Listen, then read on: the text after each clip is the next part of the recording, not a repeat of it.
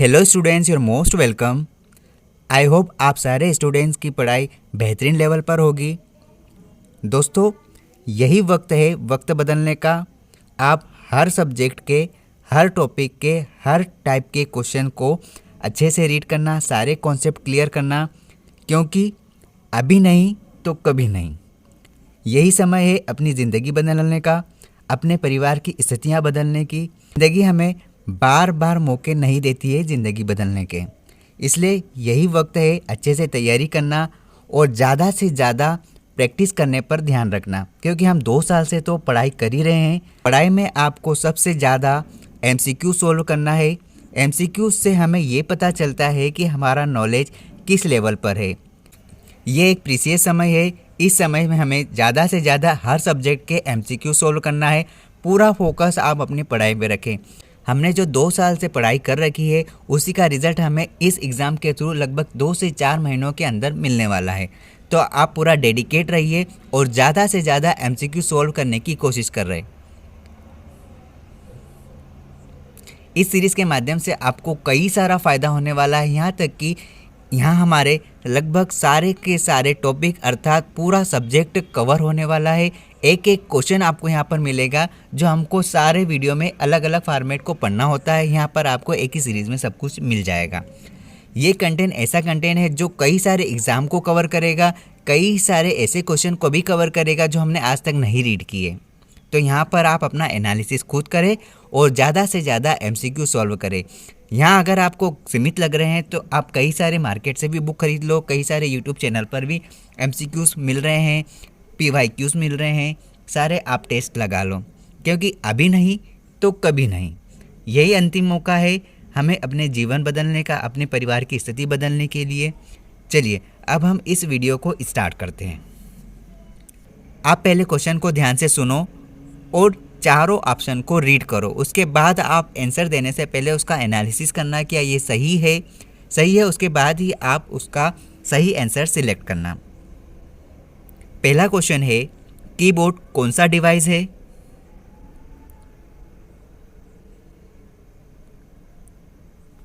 Keyboard input device है। Printer कौन सा डिवाइस है? प्रिंटर आउटपुट डिवाइस है। कंप्यूटर स्क्रीन में दिखने वाले सभी दृश्य मुख्यतः कितने रंगों से मिलकर बने होते हैं? कंप्यूटर स्क्रीन में दिखने वाले सभी दृश्य मुख्यतः 3 रंगों से मिलकर बने होते हैं और वो रंग है रेड, ग्रीन और ब्लू। सबसे कम एक्सेस समय किसका है? सबसे कम एक्सेस टाइम कैश मेमोरी का होता है। कंप्यूटर के जनक कौन है? कंप्यूटर के जनक चार्ल्स बेबेज है। इनमें से कौन स्टोरेज डिवाइस नहीं है? इनमें से कौन स्टोरेज डिवाइस नहीं है? प्रिंटर स्टोरेज डिवाइस नहीं है। लेन का फुल फॉर्म क्या है? लेन का फुल फॉर्म क्या है? लेन का फुल फॉर्म होता है लोकल एरिया नेटवर्क। वेन का फुल फॉर्म क्या है? वेन का फुल फॉर्म है वाइड एरिया नेटवर्क। कंप्यूटर के संदर्भ में ALU से क्या तात्पर्य है?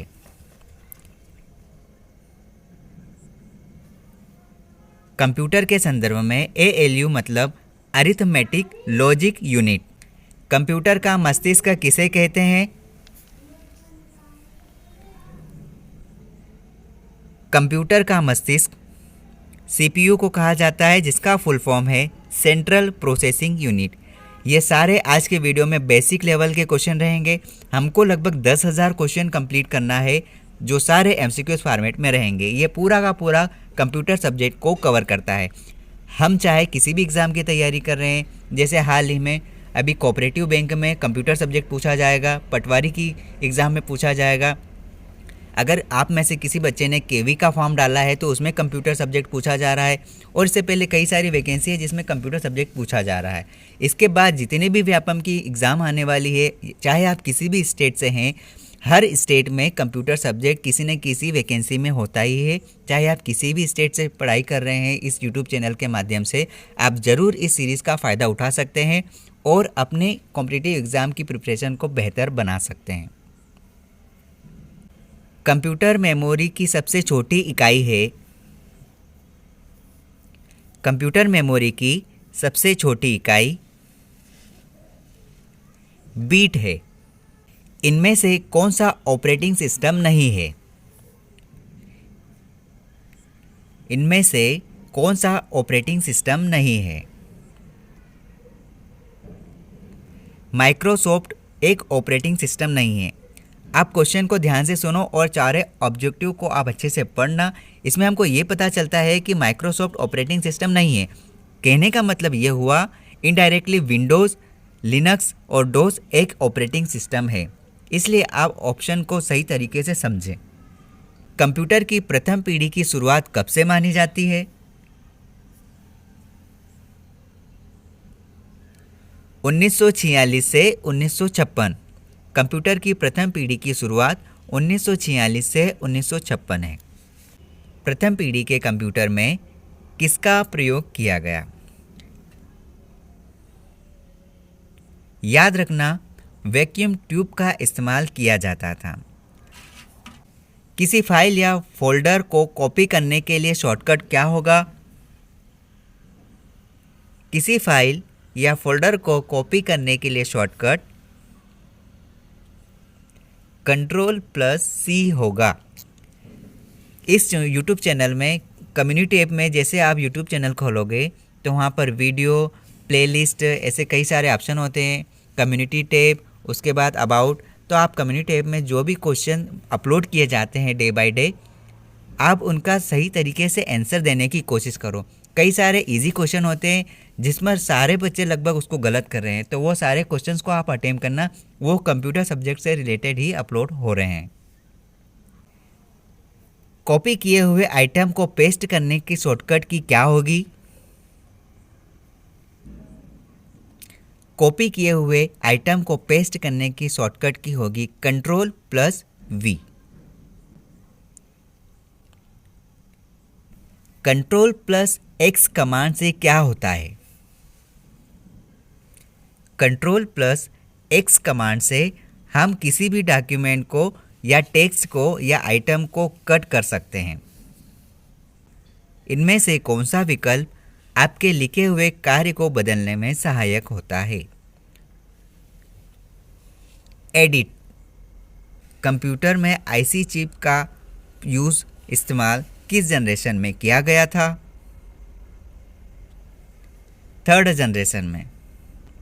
देखिए, यहाँ से हम ये एनालिसिस लगा सकते हैं कि हमको कंप्यूटर जनरेशन के बारे में भी थोड़ा पढ़ना पड़ेगा। पहली जनरेशन में क्या हुआ, सेकेंड में क्या हुआ, थर्ड में क्या हुआ, फोर्थ में क्या हुआ। तो इस तरह से आप कॉपी पेन लेके बैठो कि हाँ यार हमको ये भी पढ़ना है, इसको भी हम लगभग पढ़ के क्लियर कर लेते हैं इस कॉन्सेप्ट को। तो एमसीक्यू सॉल्व करने का सबसे बेस्ट इस्तेमाल इसी काम में होता है कंप्यूटर, और इसीलिए हम एमसीक्यूज लगाते हैं ताकि हमको वो चीज़ों की आसानी से पता चल सके, और इसीलिए हम एमसीक्यू सॉल्व करते हैं ताकि हमको उन चीज़ों का पता आसानी से लग जाता है जो हमारी मेमोरी में पता नहीं चलता कि हमें ये चीज़ें आती है या नहीं। एमएस वर्ड फाइल का एक्सटेंशन क्या है? एमएस वर्ड फाइल का एक्सटेंशन .docx है। अब यहाँ पर आपको ये भी चेक करना है कि ये जो ऑप्शन है BCD ये कहाँ इस्तेमाल होते हैं, किसके एक्सटेंशन है। अगर मैं यहाँ पर डिस्क्राइब करूँगा तो MCQs का मतलब नहीं रहेगा। यहाँ पर हमको सिर्फ और सिर्फ MCQ सॉल्व करना है। डिस्क कंटेंट जो मैन्युफैक्चर के समय रिकॉर्ड किया जाता है और जिसे यूज़र चेंज या इरेज नहीं किया जा सकता, वो क्या कहलाता है?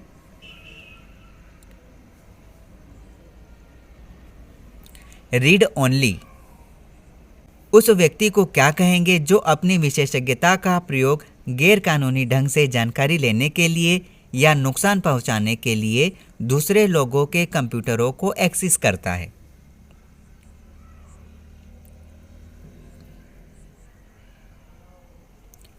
हैकर कहा जाता है कंप्यूटर हार्डवेयर जो आंकड़ों की बहुत मात्रा का भंडारण कर सकता है कहलाता है ऑप्शन ए और बी, मतलब हार्ड डिस्क और मैग्नेटिक टेप दोनों ऑप्शन सही है। टेक्स्ट को सेंटर में अलाइन करने के लिए कौन सा शॉर्टकट इस्तेमाल किया जाता है? Ctrl+E का इस्तेमाल किया जाता है। प्रिंटर, कीबोर्ड और मॉडेम जैसे बाहरी डिवाइसें क्या कहलाती है?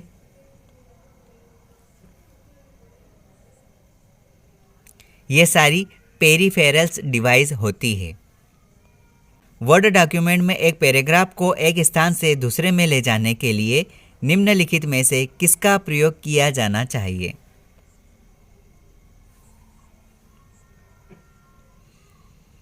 कट एंड पेस्ट का। एक्सेल स्प्रेडशीट का एक्सटेंशन क्या होगा? .xls। इलेक्ट्रॉनिक कंपोनेंट वाले थिन प्लेट या बोर्ड को क्या कहेंगे?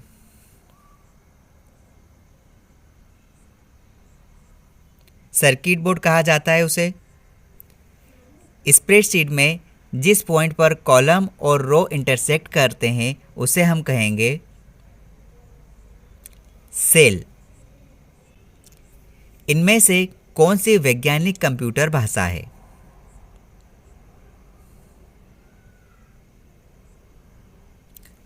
फोर्ट्रॉन। किसी स्टोरेज लोकेशन को आइडेंटिफाई करने के लिए प्रयुक्त नाम या नंबर क्या कहलाता है?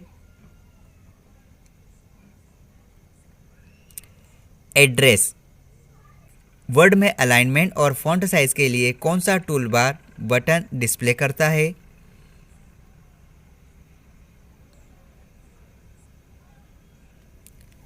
Formation tool bar. रैम निम्नलिखित में से किसका उदाहरण है? वोलेटाइल मेमोरी का। किसी प्रोग्रामिंग लैंग्वेज को ट्रांसलेट करने की ज़रूरत नहीं होती और वो है मशीन लैंग्वेज। सबसे बड़े से सबसे छोटे क्रम में निम्नलिखित में से कौन सा लिस्टेड है?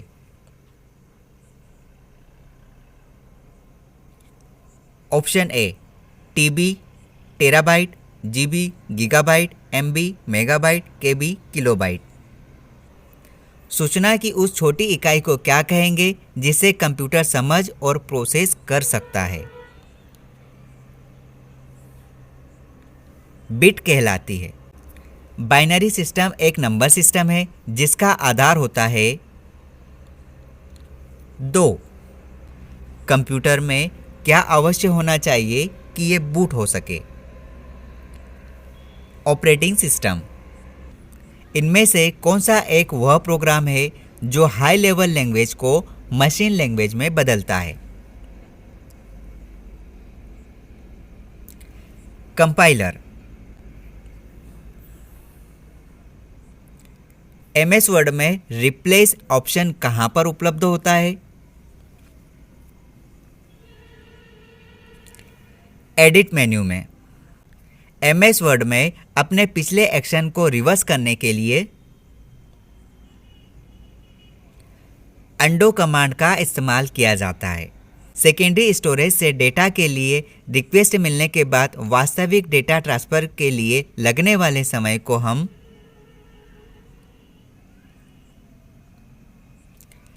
डिस्क ट्रांसफर टाइम कहा जाता है। डिस्क को ट्रैकों और सेक्टरों में बांटने की प्रोसेस क्या कहलाती है?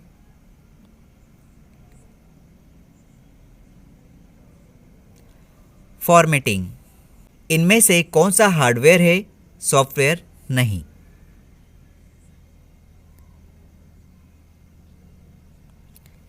Printer driver. कितने किलोबाइट से 1 मेगाबाइट बनता है?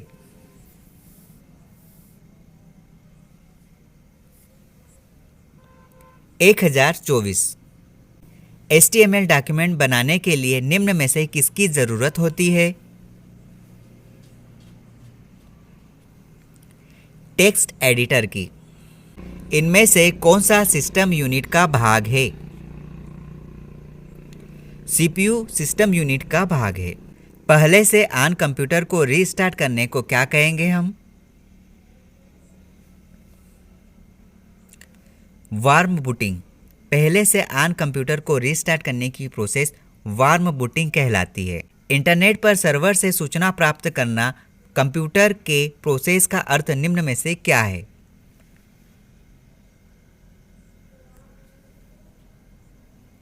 डाउनलोडिंग कहलाता है। इंस्ट्रक्शनों के उस समूह को क्या कहेंगे जो कंप्यूटर को बताता है कि क्या करना है?